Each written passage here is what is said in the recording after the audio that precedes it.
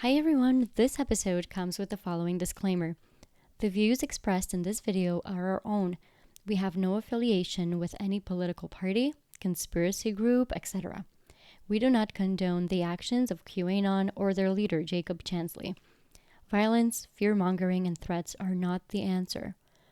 This podcast promotes critical thinking, freedom of speech, peace, and justice.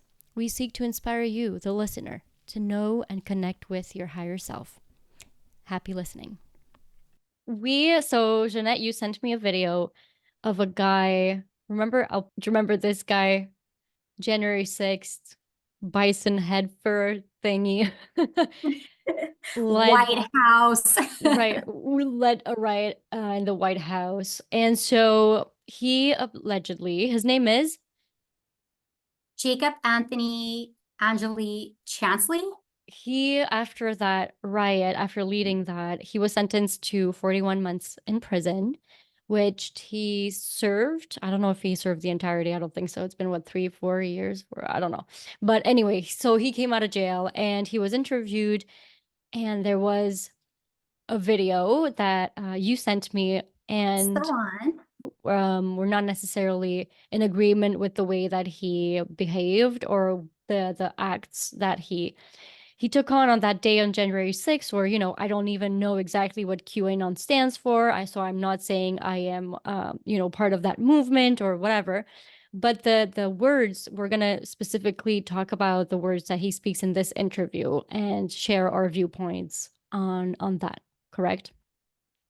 Yes. Yeah, he brings up a lot of good points and a lot of things that are coming up in society right now that need attention. So, yeah, whether the actions were the highest good or not, we're getting into the psychology and the beliefs about that today. Okay, perfect. So yeah, let's jump into the video. And even before, I just want to mention that these are topics that we have covered in the past. So it was just a little bit of, a synchronicity, and also just validation that, the things that we speak about, a lot of people have them on their minds, and it seems to be more and more, for lack of a better word, mainstream. And so it's not just we're imagining things or etc. We have spoken in the past about this, like the whole conspiracy behind it and all that. So it is more and more prevalent. There's this big movement, stepping away from mainstream media, stepping away from, this whole belief that the government has our best interest in mind. And so I think both you and I are part of this movement, call it what you want. If it's a conspiracy or if it's some sort of far right, far left, it doesn't even matter. Just I think this whole thing is bringing just, awareness. yeah, Yeah. bringing awareness to society, and also ultimately giving people the power to just think for themselves. So what are your initial thoughts when you watch this? Are you like, yes?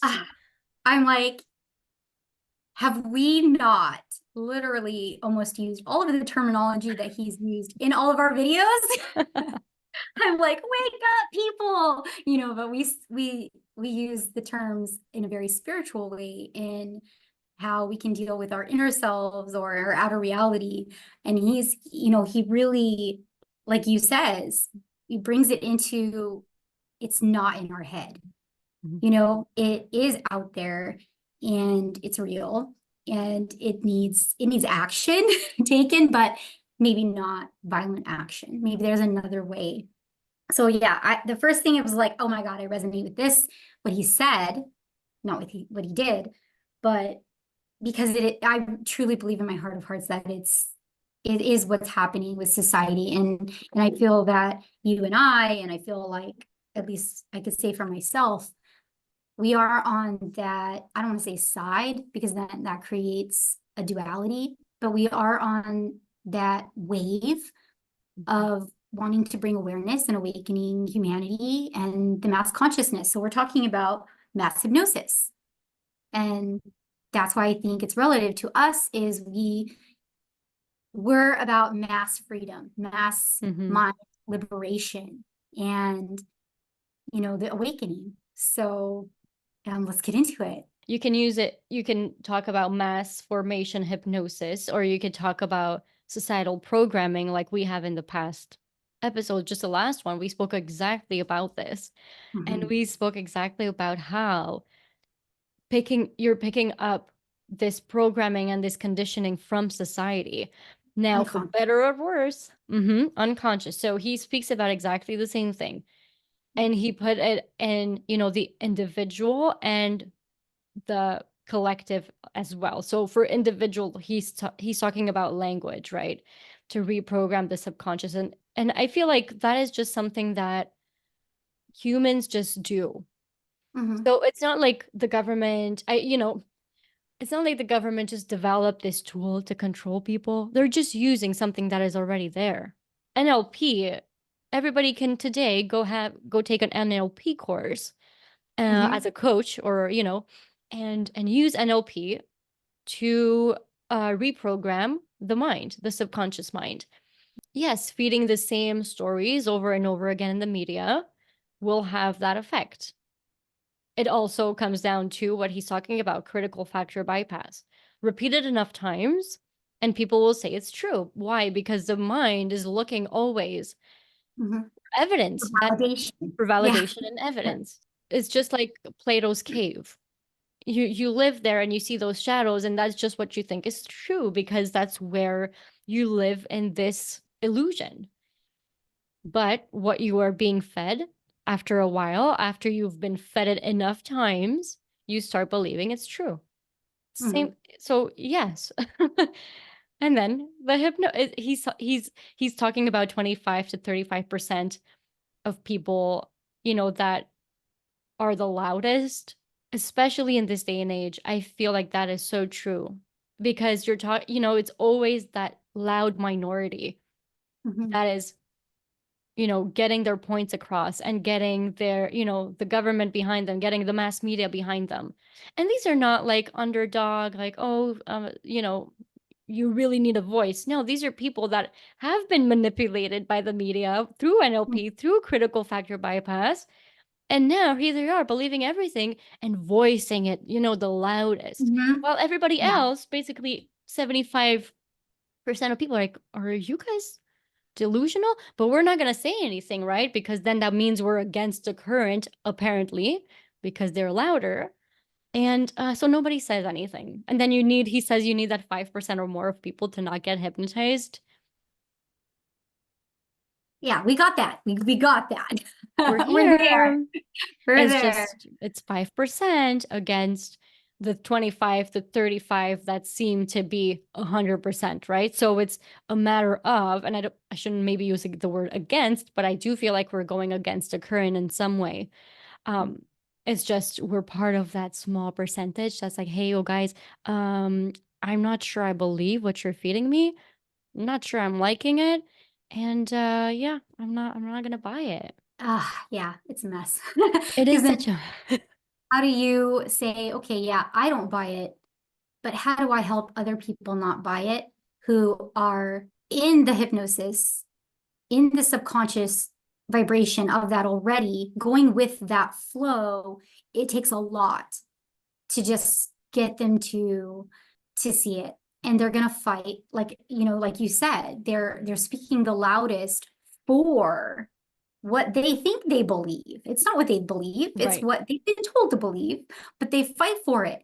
It's like if they are still in the matrix, they fight for the matrix. Hmm. They're, and unconsciously, it's like they know not what they do. They're doing it because social norm, society, the program, because of all this programming that they're not aware of. And like you said, with the anyone could go and take the NLP course and know what this is all about. And most people go and get that information and better themselves, right? It's supposed Hmm. to be a healing technique. It's supposed to be a conscious growth technique. But just like with everything, there will be people that take something and use it for good, and some people that use it for bad. And right now, the people in power are using it, for their personal benefit, not for the greater good. And that's the problem. The first way to start seeing that this delusion that's being presented is by becoming awakened and noticing that this is happening, the very first step is to take back control of your mind. And part of that is, yeah, being aware of what's presented to you, not the judgment of it or the word of it or the definition of it, but really seeing things how they are in the moment will help you, again, one, be present, but two, have clarity of what is. I just want to add something to that. Because sometimes I think what ends up happening is just that things are so murky that you don't really see the truth. So it's hard to know the absolute truth of a circumstance or situation when there's so much hidden from us as a population, you know? So that's where I find it tricky sometimes to decipher, you know, what's real and what's not. You know, you try to go with the feeling. And so I'm like, "Whew, okay, this is kind of like gymnastics of the brain." I'm trying to decipher what is real and what is not, but I don't have the whole information. Like, I don't have everything that I need. I don't have the evidence. I don't have the tools. It's like, how do I even know for myself what I believe and what I don't believe? Because we have been lied to, deceived, and manipulated for too long by too many players in the game. And now it's sort of, okay, I'm really, you know, trying my best at using my critical thinking, using my feeling, using my intuition to know what's best. But sometimes it's like, I just don't know. So how, you know, how can we go about that? What's your take on that? And does it ever happen to you? I mean, I knew it would come down to belief, right? I have it right. I have it written down here. Belief. Like it's all about belief because it's all I ever talk about is Hmm. our belief is it's what manifests our reality, our perceptions and beliefs. And that's what they're trying to do is like hijack the mass belief so that we create the world that they, whoever the powers that be want to create. Because belief is a very powerful thing. Belief, especially in numbers, even, in the Bible, I know I'm doing it again, but even in the Bible is like, the two or more gathered in my name, or it's like, if you have the belief, if you have the faith of a mustard seed, you can move mountains. It's hard to know what is right or wrong, right? I feel like I've battled with this all my life, what is true and what is not. And for me, I was so afraid. The reason why I stayed in that mind frame of what do I believe or what's right or wrong, because we are conditioned in childhood with punishment and reward. Boom, at 3 years old, we're all conditioned to already understand that if we do something that other people like, we are rewarded. If we do things that other people do not like, we will have, there's a law called in effect and we will have repercussions. Mm. But now we get older and we still keep acting like that. We still keep looking for validation in others and other people to tell us what's right and wrong, because we were never taught how to decipher what's right and wrong. We were only taught to follow Hmm. what they think is good or bad. Do we even know if it was good or bad? Do we even know if it was right or wrong? Do we even ask ourselves? No, we didn't question because we'd get punished. We just believed that people in authority know what's right and wrong. And so now we grow up, we're adults. We obviously can make up our own mind, but we were never taught how to. So we are going with the flow, right? Because everyone else must know it's right, but they don't. They're all being told by the small, powers, Hmm. the small amount of 5% or whatever. So on this journey of self-awakening and enlightenment or evolution, it feels icky. It feels hard. Is it? No, it feels Hmm. that way because we are going against the very fabric that was ingrained and programmed in our subconscious. You are battling yourself to get out of the sheeple, to get out of that mass programming. So you kind of are, it's very hard to decipher. You have to go into your own subconscious and discover what programming was there from either past lives or childhood that doesn't serve you. That's the problem, is most people are living their life self-sabotaging because they're going along with, they've accepted the beliefs of others that really are not in alignment with their own true nature. It strikes me that you've sort of veered away from the grander society and you moved back into the individual. And Mm-hmm. to me, this means it's kind of like whatever is going out there, focus on you. Focus on healing yourself. Focus on listening to your intuition, to your own mind first, before even trying to decipher what's happening out there. First, try Mm-hmm. to understand yourself, what's happening here and here, right? What's happening in your heart and what's happening in your mind. And then from there, you can make the decisions that feel good to you, make the decisions that you know are in alignment with your higher values. To me, it's always like if everybody would do that, you would see a shift in Mm-hmm. society. And then we wouldn't need to have this discussion of, is the government trying to fuck us up, Mm-hmm. It would just be Everyone, like, no, yeah. we're just everybody does, what they feel is in the higher good for all and for themselves. So the main point, and I feel like this is always like the main point of all our episodes, we can look at the grander scheme of things, but as within, so without, as above, so below. What Mm-hmm. happens within you is what happens within society at large. And that is just a mirror that will help you get to the truth of who you are in this lifetime, who you are meant to be, how you're meant to live. It's kind of like it doesn't even matter what's going on out there. It does matter, but it doesn't matter as much as first do the inner work. You have to have a clear compass.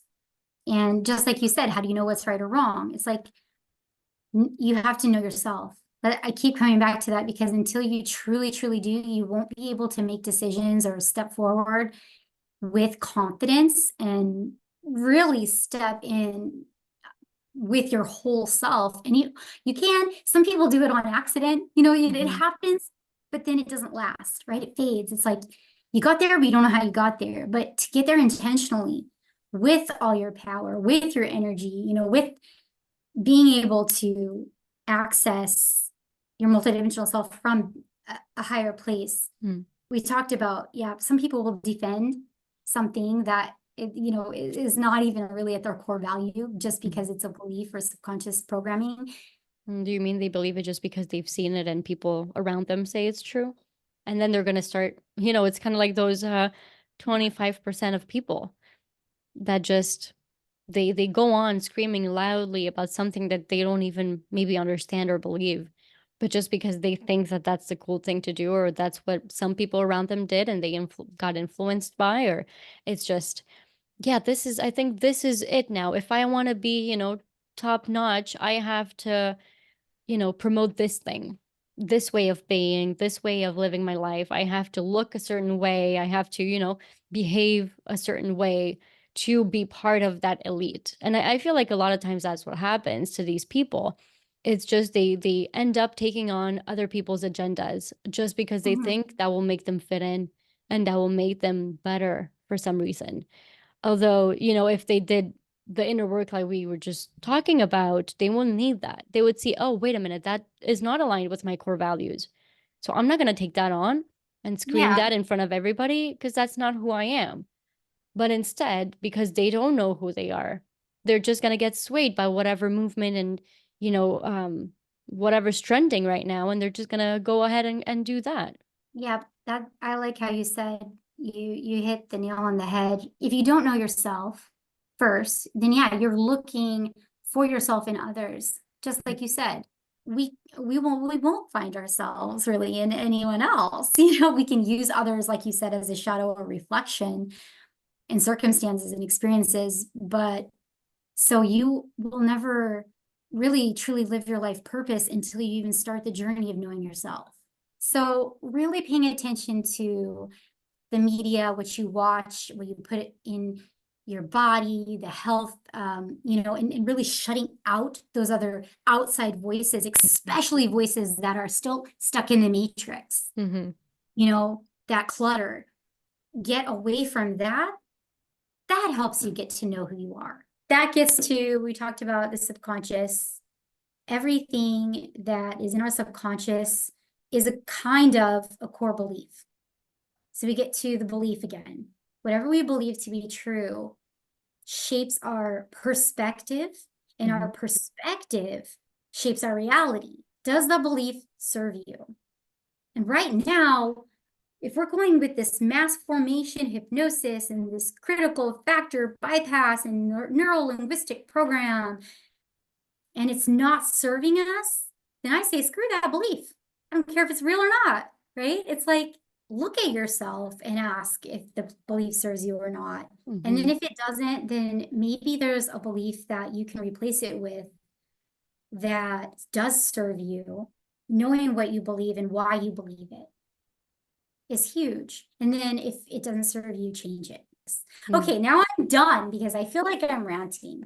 No, it's okay. Thank you. But I feel like that's a good place to end it too, with just taking back the power and of your belief, really. And does it serve you? Does it not serve you? Because even that guy, it's like that was his belief. Maybe it serves him, maybe it doesn't serve him. At the end of the day, even people watching that video, do you want to align yourself with his beliefs and take it on as your own or not? And the answer to that question is just, how is this going to serve you? How is this going to be for your highest good? And the highest good of all. And the highest good of all.